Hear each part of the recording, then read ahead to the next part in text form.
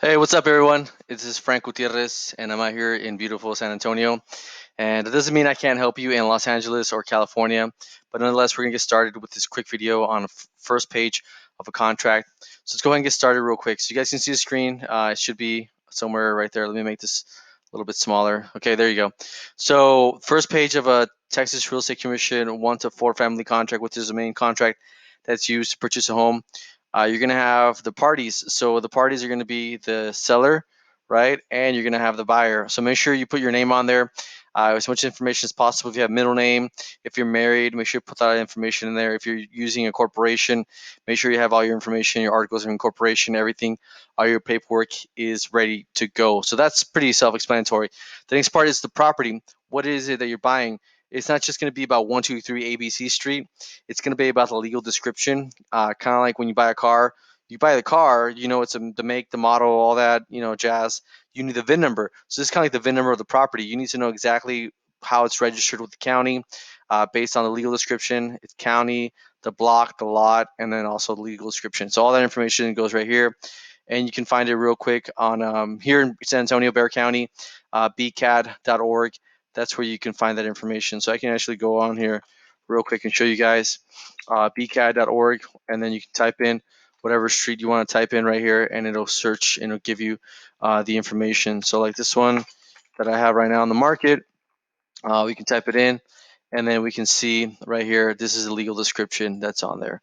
So let's go ahead and go back to this, known as, that's the street address right there. So improvements, this is what's going to come with the property, all the fixtures, chandeliers, everything that's pretty much attached to the property, that's what stays with it. So you're not supposed to take that with you, otherwise you may have some unhappy buyers and buyers that may cancel the contract because it's right here. Talks about all the stuff that needs to be stuck or goes with the property.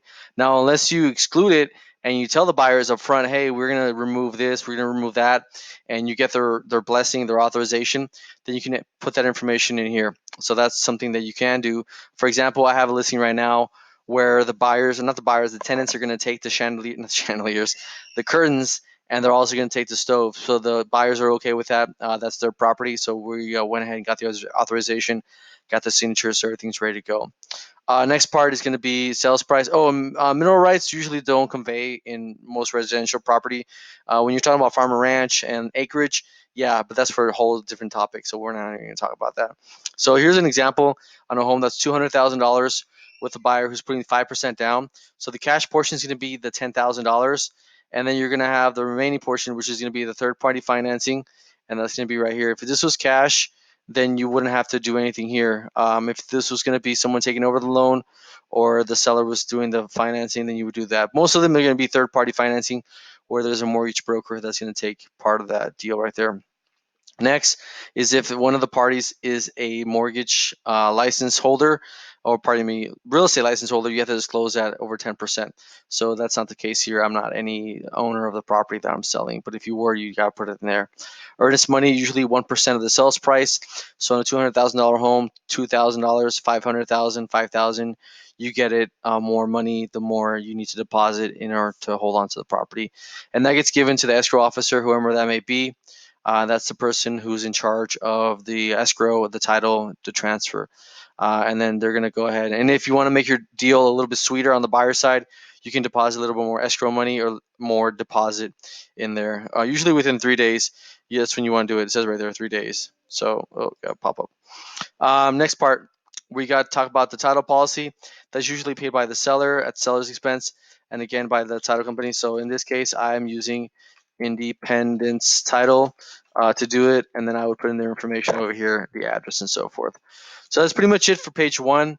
It's pretty easy, and then we'll go on to the other pages, but I just want to make this quick video just to give you guys abreast on maybe some tips and tricks.